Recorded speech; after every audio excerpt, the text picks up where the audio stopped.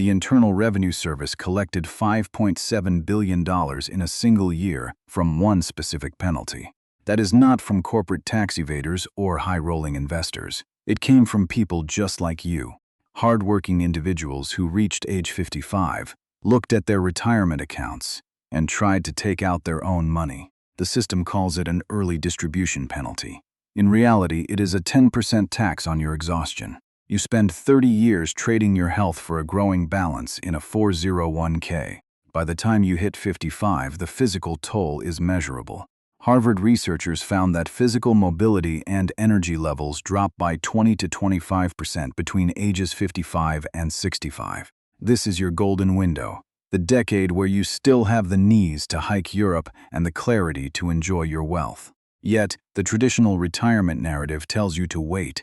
It forces you to look at age 59 and a half like a finish line. If you wait until the standard retirement age of 67, the math gets brutal. The Centers for Disease Control and Prevention recently reported that American male life expectancy has dropped to 74.8 years.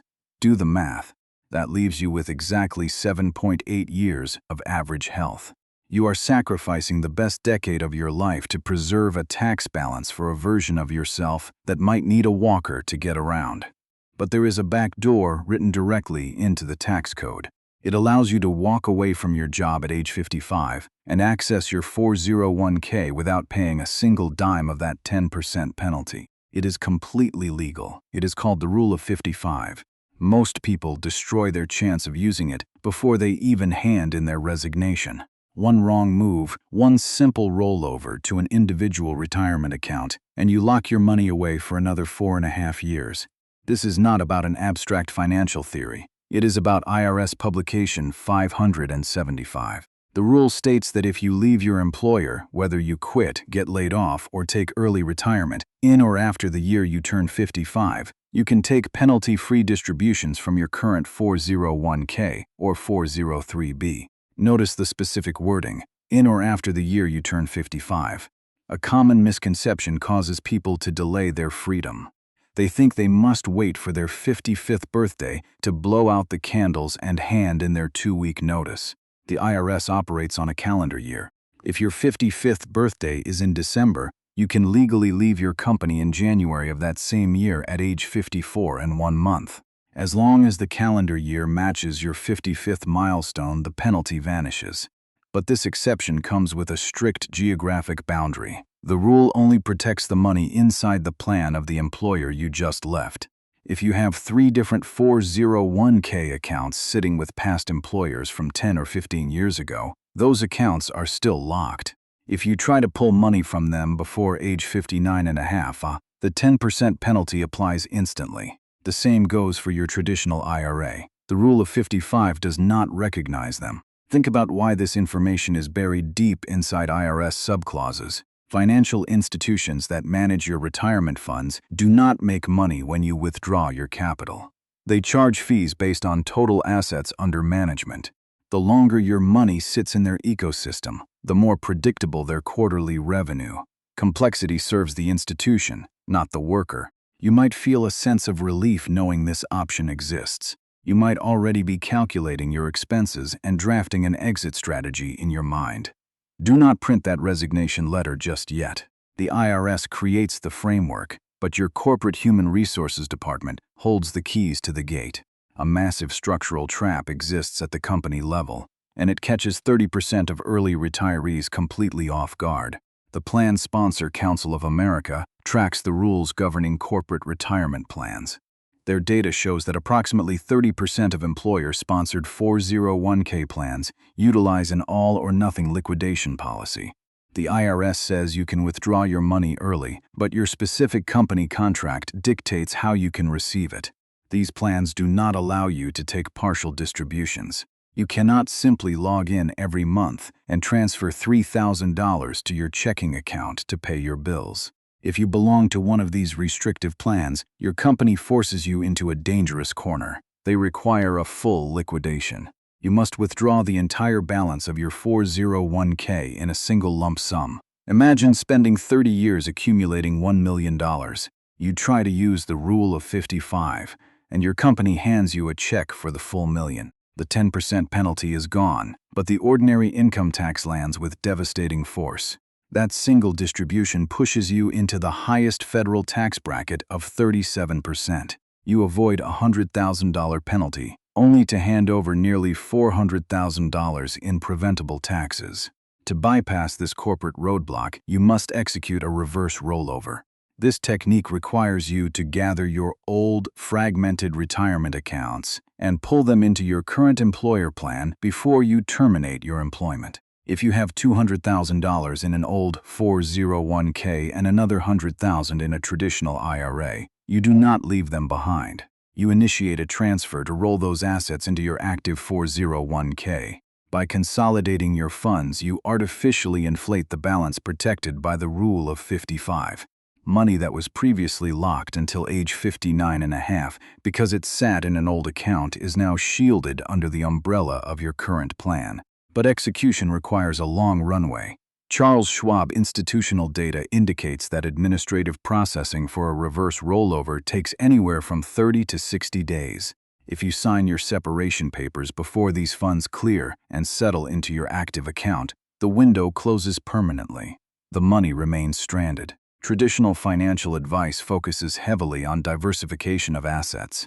Advisors tell you to move your money out of corporate plans and into personal IRAs as soon as possible to unlock more investment choices.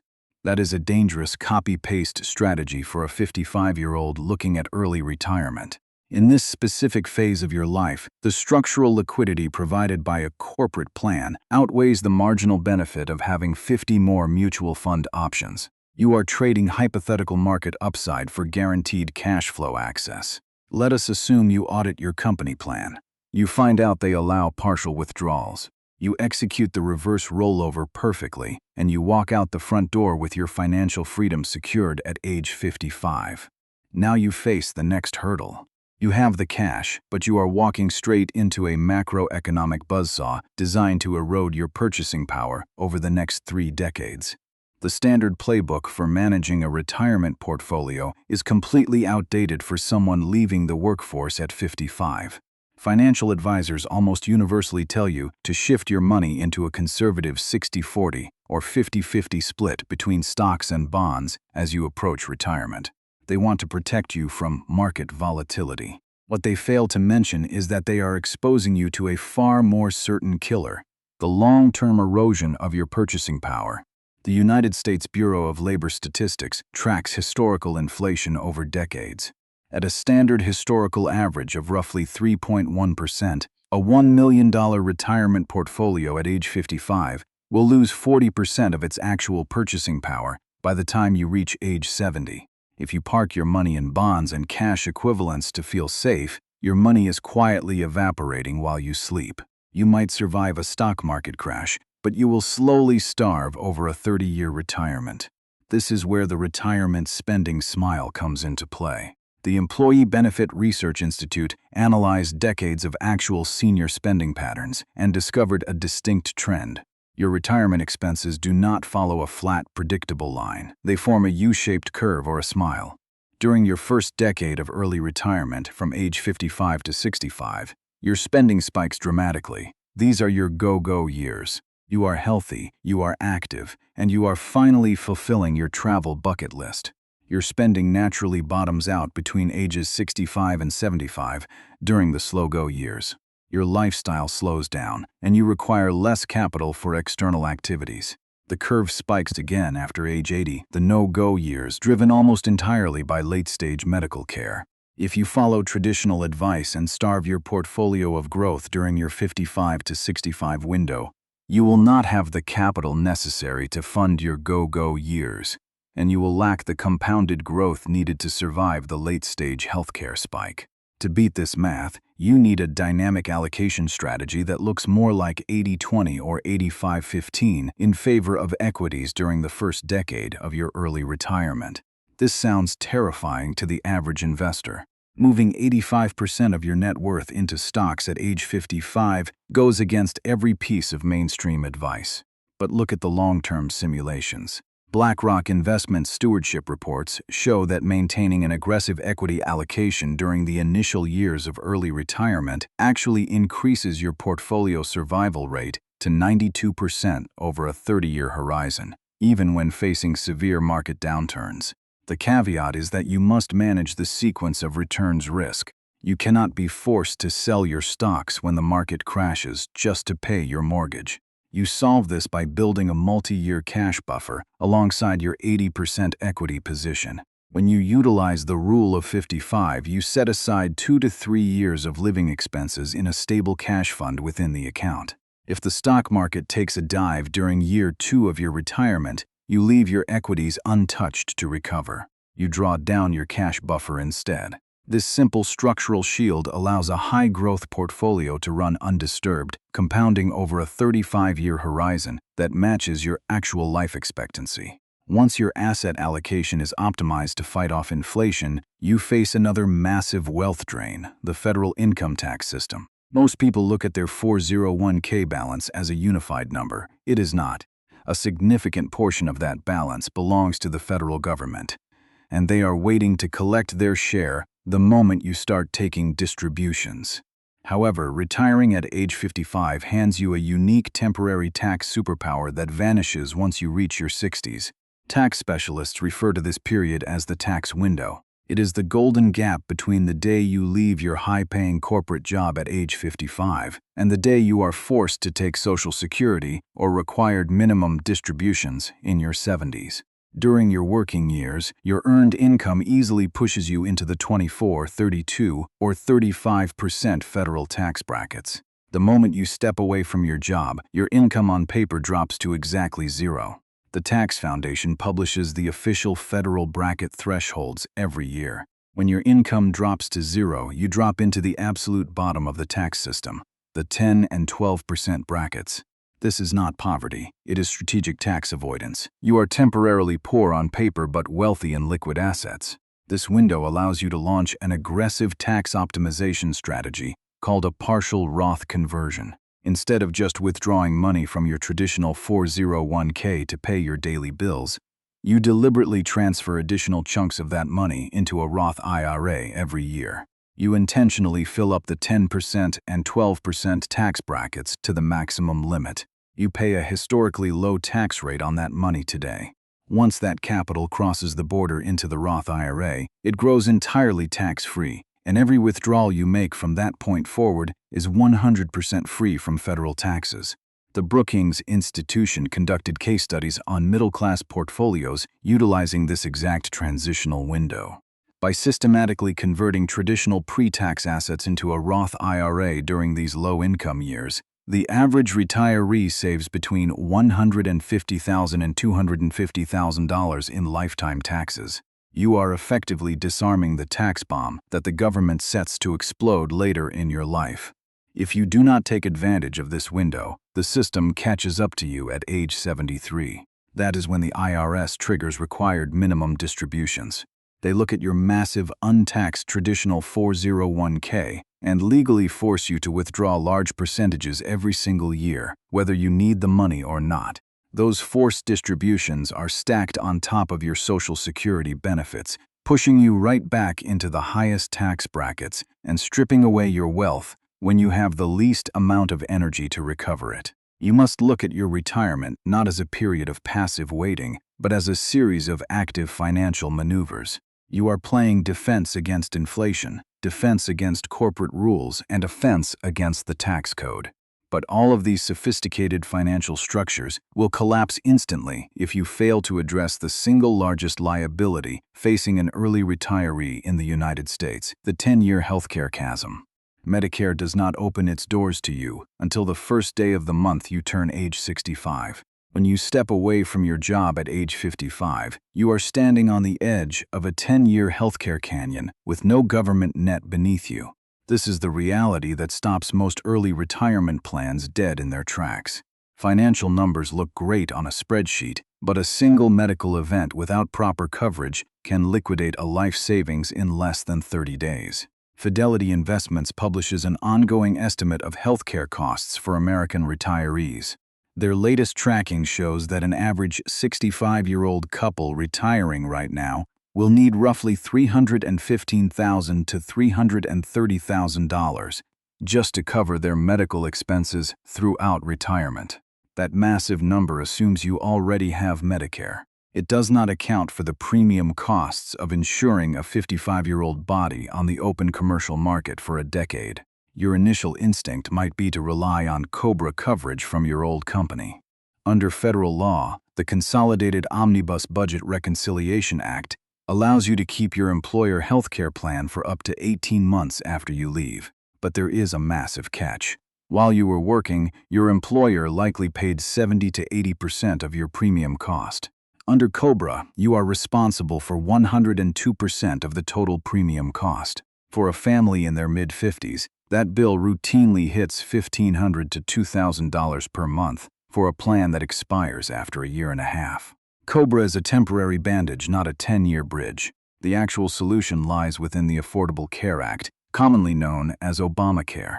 Because you created a strategic low-income window through your Rule of 55 withdrawals and Roth conversions, you can position your household to receive massive government subsidies to pay for your health insurance. The system calculates your premium tax credits based on your Modified Adjusted Gross Income, or MAGI. The Kaiser Family Foundation maps out how these premium subsidies scale against the federal poverty level. If you manage your income precisely, keeping your MAGI within a specific range, the government will pick up 80 to 90% of your silver tier insurance premium. Your monthly out-of-pocket cost for high-quality health insurance can drop from $1,800 down to less than $100. But this requires a level of precision that feels like walking a tightrope. Every dollar you withdraw from your traditional 401k to fund your life counts toward your MAGI. If you miscalculate your expenses and pull out an extra $5,000 at the end of the year, you can accidentally push your income past a subsidy cliff. Crossing that line by a single dollar can retroactively eliminate your tax credits, forcing you to repay thousands of dollars to the IRS when you file your taxes. You cannot view early retirement as a date on a calendar or an arbitrary number in a bank account. It is a highly coordinated series of structural decisions. The freedom to walk away at age 55 exists, but it demands that you master the trait tu kin, the exact order of execution. You must first audit your current employer 401k plan document to confirm they allow partial distributions under the Rule of 55. You must execute a reverse rollover to pull your old traditional assets into that active plan before you sign your termination papers. You must structure an 80-20 equity to cash allocation to survive 3 decades of inflation.